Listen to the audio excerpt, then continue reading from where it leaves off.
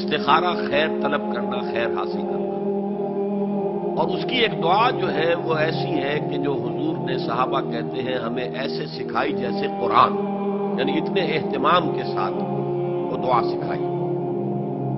وہ دعا پڑھتے رہنا یہ ایک مستقل گویا کہ انسان کا استخارہ ہونا چاہیے اس کے معمولات میں۔ کوئی بھی مسئلہ درپیش ہے تو آدمی دعا کرے،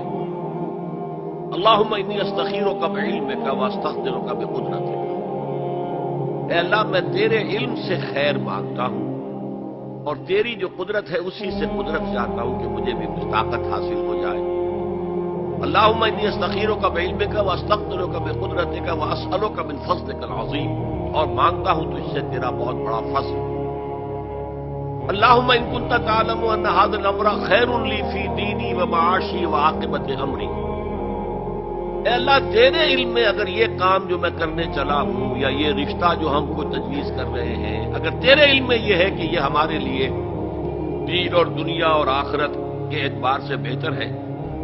فقدر ہو لی، تو وہ ہمارے لیے اس کو ہمارے لیے آسان کر دے۔